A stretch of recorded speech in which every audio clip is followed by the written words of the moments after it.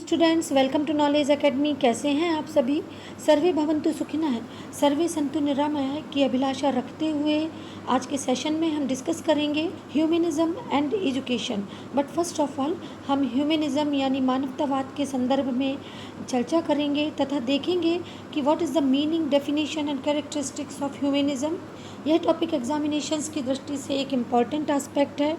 Generally questions आ जाते हैं इससे संबंधित तथा पूछा जाता है कि मानवतावाद से आप क्या समझते हैं, इसके चिंतन की व्याख्या कीजिए या इसके शैक्षिक चिंतन के संदर्भ में डिस्कस कीजिए। इस तरह के क्वेश्चंस एग्जामिनेशंस में पूछ लिए जाते हैं। अतः आपका कंसेप्ट क्लियर होना चाहिए कि मानवतावाद का अर्थ, परिभाषा, प्रकृति, विशेषताएं इत्यादि क्या हैं। But first of all I would like to say that please like, subscribe, share and motivate channel for new updates. It will be beneficial for you for all important lectures of education.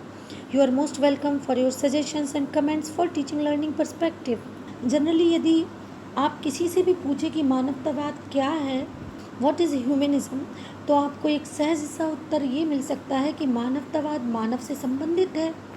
अतः जो चिंतन मानव के इर्द गिर्द घूमे या मानवता को परिभाषित करे, स्पष्ट करे, वही मानवतावाद है। और यही कारण है कि जो वसुधैव कुटुंबकम का कंसेप्ट है, यानी जो वसुधैव कुटुंबकम का कंसेप्ट है, वह मानवतावाद से जोड़ा जाता है। क्योंकि जैसा कि मैंने अभी कहा कि किसी भी प्रकार का चिंतन जनरली मानव के इर्द गिर्द घूमता है, चाहे वह दार्शनिक चिंतन हो, सामाजिक चिंतन हो, राजनीतिक चिंतन हो, आर्थिक चिंतन हो, वैज्ञानिक चिंतन हो या मनोवैज्ञानिक चिंतन ही क्यों ना हो।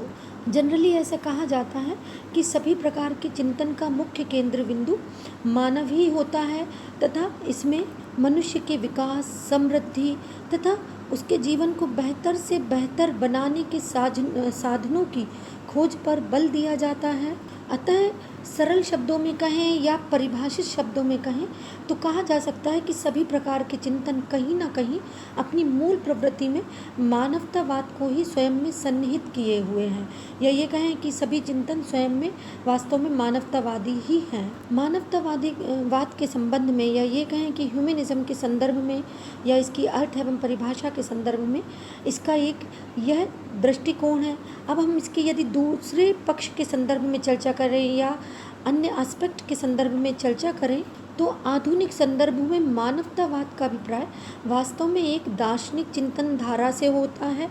अब आप कहेंगे कि वह चिंतन धारा क्या है, तो वह दार्शनिक चिंतन धारा वास्तव में संपूर्ण विश्व को एक परिवार के सदृश मानती है, यानी एक फैमिली का इसमें कंसेप्ट होता है तथा इसमें अधिक से अधिक मनुष्य के सुख, शांति, समृद्धि तथा विकास की अभिलाषा निहित होती है तथा सुख शांति के मार्ग की खोज की जाती है। सुख शांति के मार्ग की खोज प्राचीन काल से ही सभी ने अलग अलग तरीकों से की है। हिस्ट्री के संदर्भ में यदि हम देखें तो 13वीं शताब्दी के अंत तक यूरोप में धर्म का वर्चस्व रहा, या ये कहें कि चर्च का साम्राज्य रहा। वहाँ के लोग धर्म को जीवन के लिए अनिवार्य मानते थे, लेकिन इस दृष्टिकोण में शनय शनय बदलाव आया तथा 14वीं शताब्दी तक आते आते वैज्ञानिक आविष्कारों की जो खोज है, या ये कहें कि वैज्ञानिक आविष्कार का दौर शुरू हुआ। इसका परिणाम ये हुआ कि अनेक प्रकार के जो धार्मिक अंधविश्वास थे उनका अंत संभव हो सका तथा औद्योगिकरण की प्रक्रिया भी प्रारंभ हुई। कुल मिला के जो भी आचरण किया गया या जो भी विकास संभव हुआ उसमें एक ही तथ्य तथा एक ही सत्य निहित था, और वो कौन सा सत्य था कि मानव का जीवन अधिक से अधिक सुख सुविधामय, शांतिमय तथा भौतिक संपन्नता से युक्त किया जा सके, और लोग सुख को ढूंढने के लिए भौतिक सुख एवं साधनों को ढूंढने लगे, या ये कहें कि भौतिक सुखों की ओर आकर्षित होने लगे।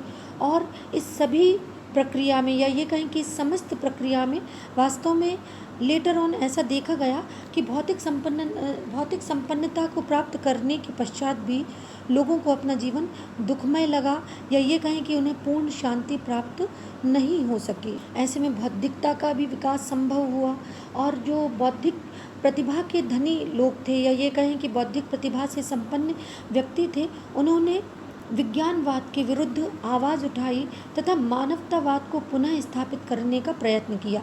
किसी भी प्रकार की कोई भी एक्टिविटी की जा सके या की गई, उसका बस एक ही उद्देश्य था कि किस तरह से मानवतावाद को प्रश्रय दिया जा सके। तो इस तरह से आंशिक परिस्थितियाँ पहले विकसित होती रही, लेकिन वास्तव में मानवतावाद का जो सही समय माना जाता है, या ये कहें कि मानवतावाद का जो प्रारंभ माना जाता है वह 18वीं शताब्दी से माना जाता है, यानी 18th सेंचुरी से ह्यूमनिज्म का जो दौर है वह शुरू माना जाता है। तथा ऐसा देखा गया कि इस शताब्दी में यूरोप में विभिन्न प्रकार के तत्कालीन धर्मतंत्र, राज्यतंत्र, कुलीन तंत्र और पूंजीवाद, इन सभी के विरुद्ध एक क्रांतिकारी चिंतन की शुरुआत हुई तथा उसके कुछ निश्चित परिणाम सामने आए। उदाहरण के लिए 18वीं शताब्दी के पूर्वार्ध में इंग्लैंड के वॉल्टेयर ने बौद्धिक दमन के विरुद्ध आवाज़ उठाई। उन्होंने अज्ञान के विरुद्ध ज्ञान का नारा दिया, यानी उन्होंने ज्ञान को महत्वपूर्ण बताया और कहा कि मनुष्य को अज्ञानी नहीं होना चाहिए।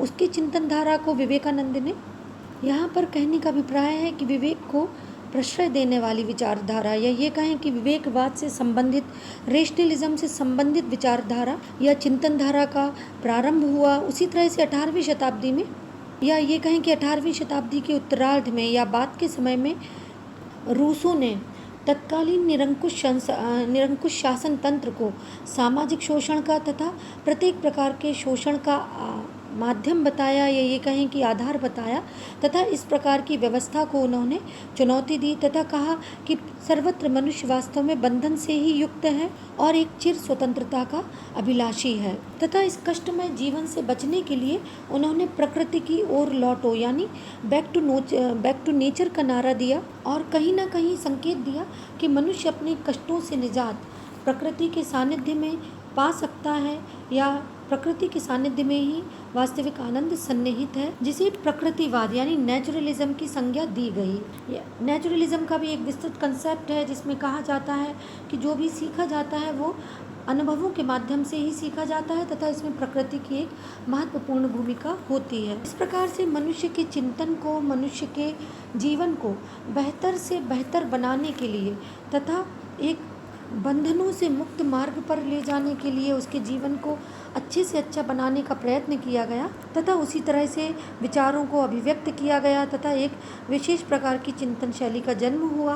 किंतु यह निष्कर्ष निकाला गया कि इन सभी प्रकार के विचारों से या इन सभी प्रकार के चिंतन से वास्तव में मानवता का, या ये कहें कि ह्यूमनिज्म के संदर्भ में कुछ सार्थक तथ्य सामने नहीं आए, किंतु हाँ ये कहा जा सकता है कि जो मानवतावाद का कंसेप्ट है वो अवश्य शुरू हो गया तथा एक आधार मिला मानवतावाद के कंसेप्ट को डेवलप करने का। और अब चर्चा करें कि आधुनिक मानवतावाद के संदर्भ में जो कंसेप्ट है वो किस तरह से डेवलप हुआ। तो वास्तव में आधुनिक मानवतावाद की शुरुआत वहाँ से मानी जाती है जहाँ से मनुष्य ने क्रांति के स्थान को त्याग कर, युद्ध के विचारधारा को त्याग कर, या ये कहें कि निरंतर मतभेद के सिद्धांत को त्याग कर एक शांति के मार्ग को चुना और शांति के मार्ग को ही आधुनिक मानवतावाद का नाम दिया गया। और इस आधुनिक मानवतावाद को, यानी जो मॉडर्न ह्यूमनिज्म है, उसको मानवतावादी मानववाद कहा जाता है। ये आपको याद रखना है कि इस चिंतन धारा को मानवतावादी मानववाद यानी ह्यूमनिस्टिक ह्यूमनिज्म कहा जाता है। अतः आपको पूरी कहानी कुछ इस तरह से दिमाग में रखनी है कि पहले मानवतावाद का जो कंसेप्ट है वो मानव से प्रारंभ होता है। उसके पश्चात मानव की जो परिभाषा है वो ये मानवतावाद के संदर्भ में ये परिभाषा की गई कि मनुष्य का हित उसके सुख में निहित है और उस सुख को कभी धर्म में, कभी विज्ञान में, कभी विभिन्न आविष्कारों में, कभी भौतिकता में तथा कभी विज्ञानवाद में ढूंढा गया। उसके पश्चात मानवतावाद का कंसेप्ट 18वीं शताब्दी में प्रारंभ होता है और विवेकवाद की विचारधारा विकसित होती है। विभिन्न प्रकार के दार्शनिक उत्पन्न होते हैं, थिंकर्स, फिलोसफर्स अपने अपने तरीके से मानवतावाद को परिभाषित करते हैं और इस लंबे विकास के परिणाम स्वरूप मानवतावादी मानववाद का अस्तित्व विकसित होता है, या ये कहें कि अस्तित्व समक्ष आता है, यह सामने आता है। उसके पश्चात विज्ञानवादी मानवतावाद की पृष्ठभूमि बनती है और इसका जो मुख्य श्रेय है वो शिलर को दिया जाता है कि शिलर ने विज्ञानवादी मानवतावाद को प्रश्रय दिया और ऐसा माना कि मनुष्य को विज्ञान के महत्व को स्वीकृत करना चाहिए, लेकिन उन्होंने इसमें कहीं ना कहीं अपने बौद्धिकता को भी जोड़ दिया तथा दो बातों पर विशेष बल दिया कि मनुष्य को विज्ञान का यानी मशीन का दास नहीं होना चाहिए, यानी पूर्ण रूप से मशीन पर निर्भर नहीं होना चाहिए। उनके कहने का अभिप्राय ये था इसके अतिरिक्त जो विज्ञान का प्रयोग है वो निर्माणात्मक यानी सृजन के कार्यों में होना चाहिए, संहार के कार्यों में नहीं होना चाहिए। यानी जीवन रक्षा के संदर्भ में मशीन का प्रयोग किया जाना चाहिए, विज्ञान का प्रयोग किया जाना चाहिए। संहार या नष्ट करने के संदर्भ में तोड़ फोड़ करना, चीज़ों को नष्ट कर देना या जगत को हानि पहुंचाना, इन संदर्भों में विज्ञान का कार्य नहीं होना चाहिए। क्योंकि कहीं ना कहीं ये थिंकर्स या फिलोसफर्स ये मानते थे कि मनुष्य को विज्ञान का दास नहीं होना चाहिए, वरन विज्ञान को मनुष्य की आवश्यकता के अनुसार कार्य करना चाहिए। तो इस तरह से ये इन चीज़ों को डिफाइन करते थे। इसके अतिरिक्त इन्होंने ये भी माना कि विज्ञानवाद के माध्यम से ही वास्तव में अंधविश्वास, धार्मिक अंधविश्वास एवं विभिन्न प्रकार की जो रूढ़ियाँ हैं उनके शिकंजे से समाज को मुक्त किया जा सकता है तथा मनुष्य को एक सार्थक मार्ग की ओर या ये कहें कि निर्माणात्मक मार्ग की ओर प्रवृत्त किया जा सकता है, जिसमें मनुष्य का भला हो और उसका कल्याण संभव हो। ये तो रहा मानवतावाद का कंसेप्ट, या ये कह सकते हैं कि इसका अर्थ, परिभाषा, जो कंसेप्ट है वो क्या है। अब इसके अतिरिक्त मानवतावाद के संदर्भ में विभिन्न प्रकार की तत्व मीमांसा, मूल्य मीमांसा, ज्ञान मीमांसा को भी विकसित किया गया, जिसके बारे में हम आगे चर्चा करेंगे या ये कहें कि आगे के वीडियो में डिस्कस करेंगे। लेकिन यहाँ पर एक बात ध्यान देने योग्य ये भी है कि मानवतावाद की यदि कहा जाए आपसे कि एक सार्थक सी परिभाषा लिखिए तो आप क्या लिखेंगे। तो मानवतावाद की कुछ परिभाषाएं देख लेते हैं। तो इसमें एनसाइक्लोपीडिया ब्रिटेनिका में मानवतावाद की एक अच्छी परिभाषा दी गई है, जिसमें कहा गया है कि मानवतावाद मनुष्य के मस्तिष्क की वह अभिवृत्ति है जो मनुष्य को उसके विभिन्न पक्षों, कार्यों, इच्छाओं एवं उसके हित को सर्वाधिक महत्वपूर्ण मानती है। तो यहाँ पर ये जो एम्फसाइज किया गया उसमें ये कहा गया कि मनुष्य का या जो अभिवृत्ति मनुष्य का कल्याण करे, उसके हित के मार्ग को प्रशस्त करे, वही वास्तव में मानवतावाद है। तो इन्होंने इसको इसमें डिफाइन किया। Humanism is the attitude of mind which attaches primary importance to man and to his faculties, affairs, temporal aspirations and well being. इसी तरह से मैस्लो ने भी इसकी परिभाषा को परिभाषित करते हुए कहा है, या ये कहें कि मानवतावाद के संदर्भ में अपने विचारों को अभिव्यक्त किया है कि मानवतावाद शब्दों का प्रयोग लेखकों ने विभिन्न या ये कहें कि भिन्न भिन्न रूप में किया है। इसमें से एक अर्थ है कि मानव ही मानव चिंतन का आधार है और ईश्वर जैसी कोई शक्ति नहीं है और ना ही कोई अतिमानवीय वास्तविकता है जिससे इसे जोड़ा जा सके। यानी इन्होंने कहीं ना कहीं मानवतावाद को मानव चिंतन का आधार बताया है तथा कोई सुपरनैचुरल जो पावर है उसको स्वीकृत नहीं किया है तथा कहा है कि कोई अतिमानवीय वास्तविकता भी वास्तव में नहीं है। Humanism, yes, of course, humanism is a word which is used by writers in many different senses. One of these implies that man makes up the entire framework of human thought, that there is no God, no superhuman reality to which he can be related or relate himself. I hope मानवतावाद के संदर्भ में आपका concept clear हुआ होगा। That's all for today. Please take care of your self and be sympathetic to each other. Thank you.